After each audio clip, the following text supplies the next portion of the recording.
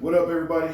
I'm May, and today I'm going to actually be talking to you guys about response in a mass casualty situation. Anything from multiple shootings, car accidents. You may see yourself in situations if you're out and there's a mass shooter, or let's say you're in a rural area like I live in now, and there are several injuries with medical facilities quite far away. You need to get people up and out as fast as possible, but most importantly, you need to know who needs to be transported when. And the first thing I'm going to do is we're going to talk about what is a mass casualty situation. So the way we in the medical profession or in combat emergency medicine, we describe a mass casualty situation is basically when you have more injuries than you have people to care for them. So for instance, if you have just one of me and I'm not able to care for more than one person at a time, two is a mass casualty, right, to me. And it depends very heavily on where you are, the personnel you have, and the tools at your disposal. Now, if I have one of me and let's say I have the equipment, for instance, I have, people on standby, I have two or three of me, and I've got 3 or 4 people, but between the 3 or 4 of us, we have the abilities and the tools to take care of 3 or 4. Then we're not in a mass casualty situation. It's an urgent situation, but it's not a mass casualty situation. It's important to know the difference between the two because mass casualty situations call for different parameters and different actions than you would.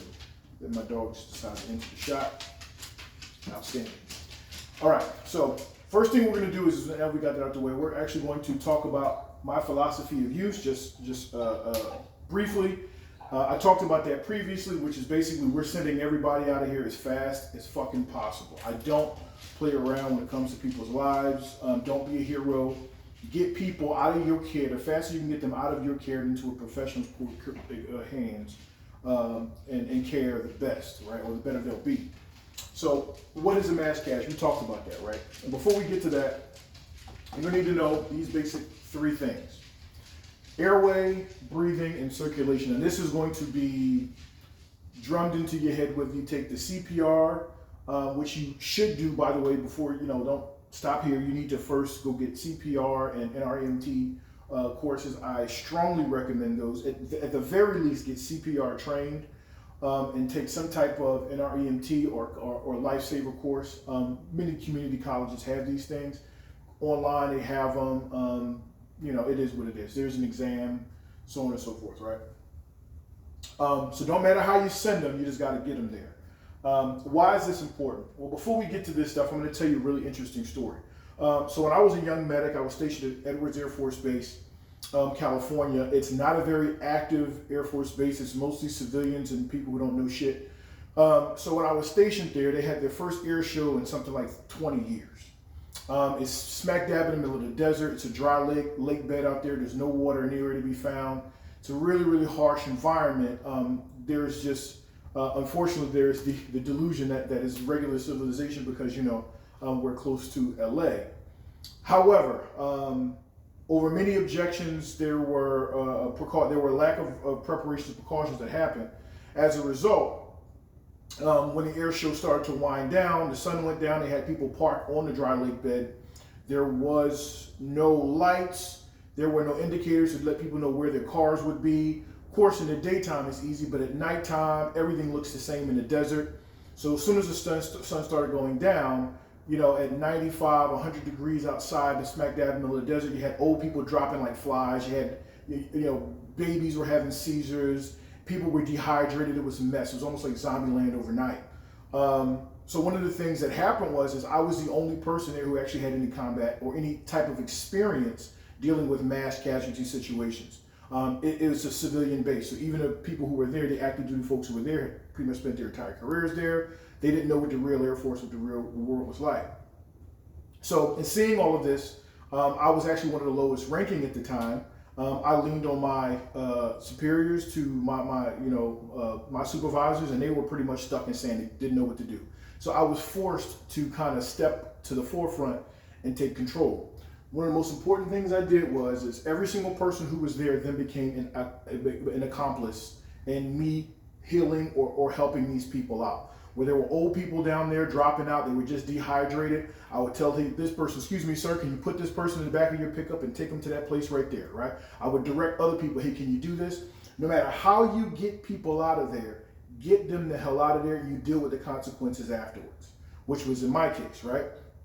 So that's what I did. I started sending people different ways. And then the more serious cases, I went ahead and put hands on and addressed appropriately. But I wanted to get that out of the way just to let you know, send them any way possible, as fast as you possibly can. Get them out of here, right? Get them to a professional as soon as possible.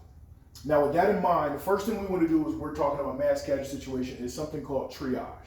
Now, triage is a very interesting word. It's French, means to sort.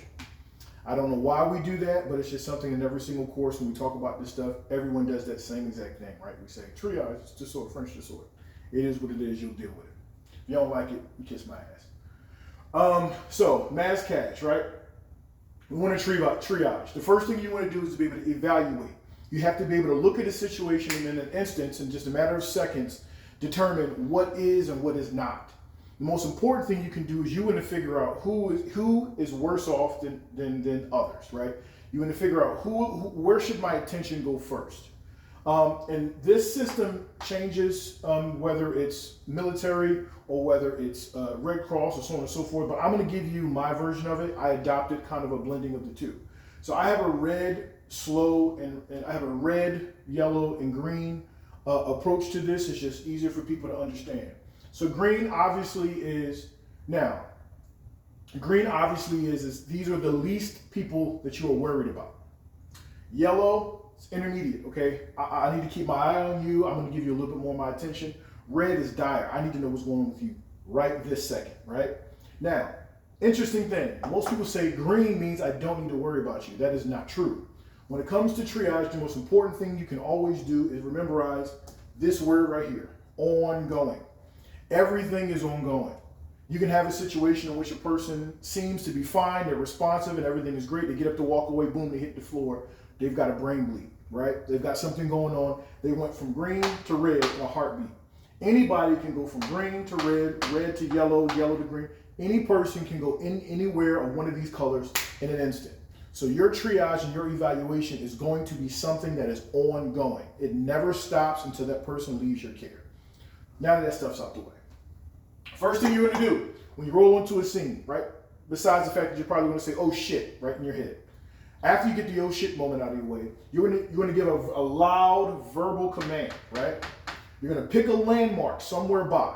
That big oak tree in the corner, right? There's nothing by it. It's a big oak tree. It's the only tree in the yard. Hey, every single person under the sound of my voice, if you can hear me, I need you to walk over to that tree.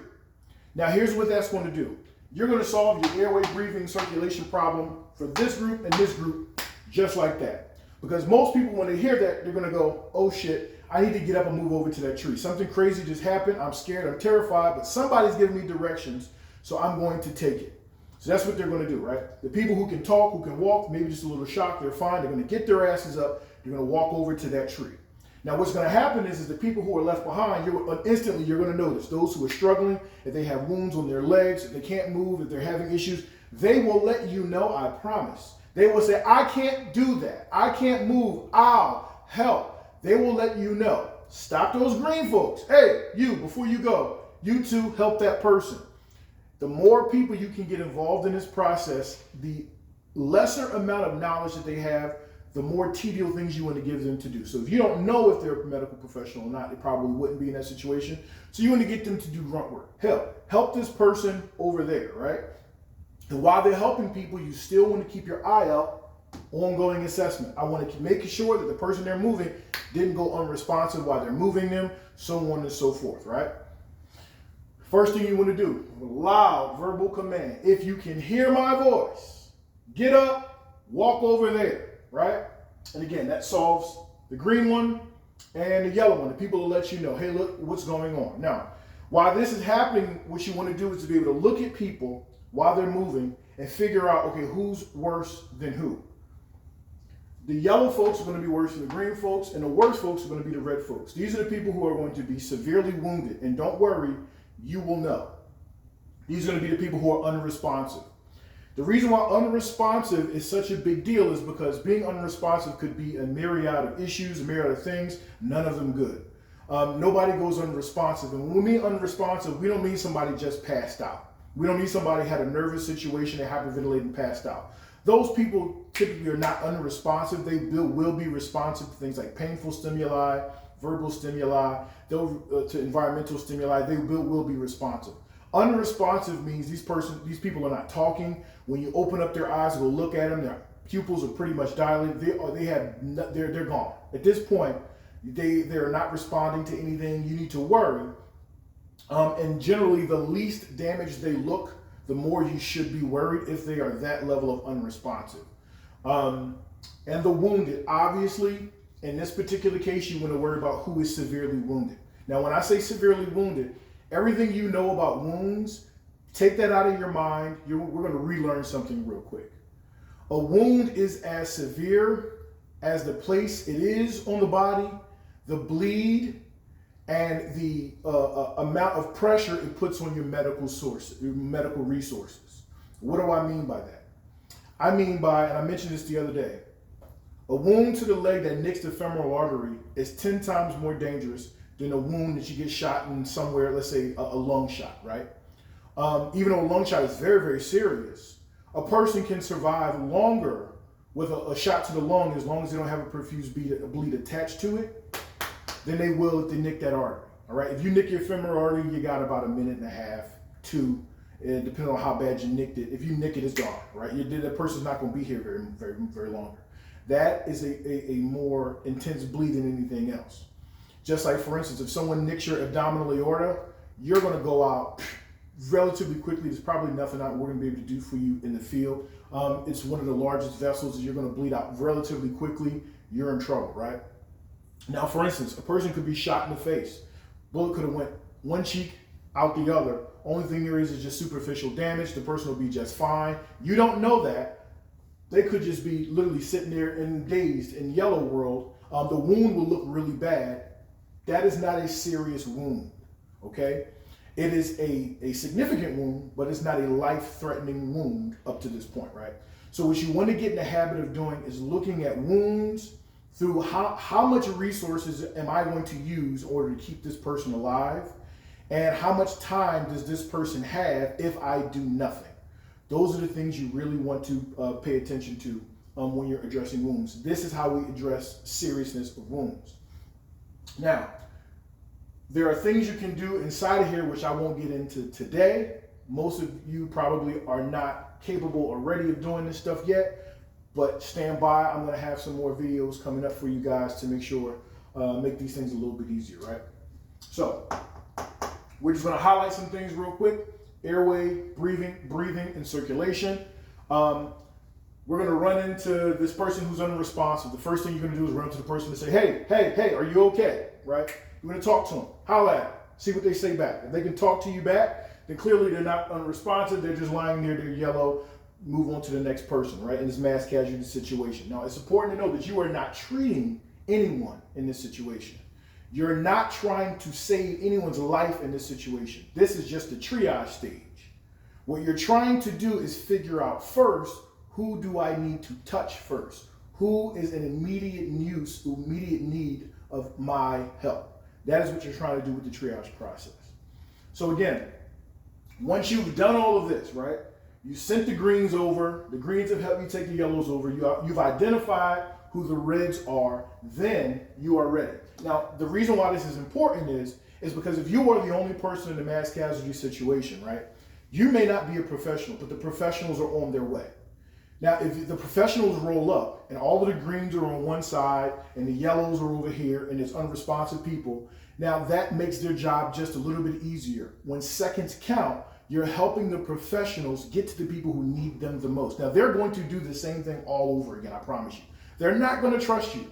However, simply just creating that boundary and giving them a starting place means that when they get there, there are going to be people who are going to be evacuated first. So the reds are probably going to get, shipped out of there really quickly, helicoptered out, whatever the case may be. The yellows will probably be ambulanced out, whatever the case may be. And they'll probably send out someone to take a look at the greens, so on and so forth. So this is our early just a simple course or just a simple look at triage, dealing with a mass casualty situation. I'm just going to do a small recap.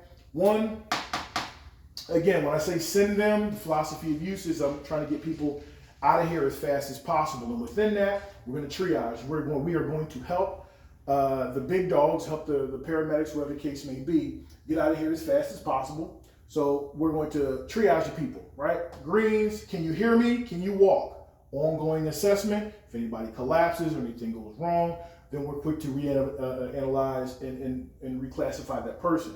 Yellows, we talked about those. Those are the people that may be lying down, maybe hurting, whatever the case may be. They're still responsive. They don't have any serious wounds that you can see. These are people that can be moved to another spot. Again, ongoing assessment.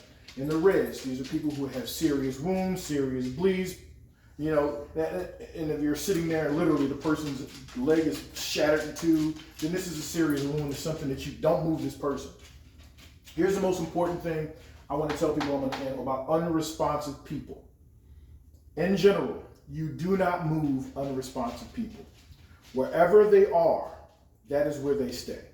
Unless one of two things are going on, if not both of these things. If where they are, if you see that they are in dire need, right? Let's say mass casualty happens and this person just, boom, dropped unresponsive on a train track and a train is coming. Please, by all means, move their ass off that train track so they don't get decapitated or cut in half, right? Or in another situation, if you see a person is unresponsive and there's a pool of blood underneath them, right? Just gushing out underneath them, by all means, move that person, treat what you can see to stop that bleed if it's underneath them. Now that is more advanced techniques, but I like to tell people, that is what you want to think of moving unresponsive people. If one of those two conditions are not met, you leave them where the hell they are. Don't care how cold it is outside, how hot it is outside, so on and so forth. If a person is unresponsive in a mass casualty situation, person is unresponsive, you did not know what happened to that person, they're just laying there, right? Do not move that person. You analyze them where they are. There's several things that could be wrong. That person could have gotten shot. Bullet could be lodged somewhere. You moving them dislodges it. All of a sudden, the fragment travels to their brain, into their heart, their liver, something like that, and the person dies. It could be lodged somewhere in between one of their spinal columns, and you moving them moves that bullet, and the person's paralyzed for the rest of their life, or worse. So the reason why we don't move unresponsive people is because you don't know what's wrong with them. Do as best you possibly can to keep them breathing, airway, breathing, circulation. You can give them rescue breaths.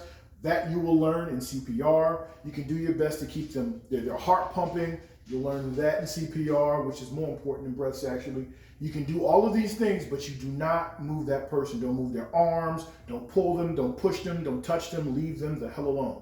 The only thing you're allowed to do is make sure they are breathing. If they're bleeding, stop the bleeding, make sure the airway is clear. Now, when I mean unresponsive and don't move them, that doesn't mean, hey, if the person's like this and they're struggling, you just, no, he said don't touch him. No, you are allowed to do just enough so they can breathe again if that's the case, right? You can do small adjustments to make sure that they can breathe. Remember, airway, breathing, circulation. You're also allowed to brace their head. However, that is something you will learn in NREMT or CPR training, right? To learn to brace their head if they're in a situation, right? Excuse me. You get more training on doing things like that. However, you do not move this person. You don't pick them up. You don't buddy carry them. You don't say, oh, leave them where the hell they are. Unless you know what's wrong with them, leave them where they are. If they're not in danger, if there's nothing going on, if the threat is over, you leave them where the hell they are, right? So yeah, I'm gonna wrap up right here. And this is pretty much, I don't know if you guys can see these notes. But I'm going to leave that right there. If you guys have any more questions, please go ahead and leave a comment below. Let me know if there's something that I glossed over that you want to know a little bit more about.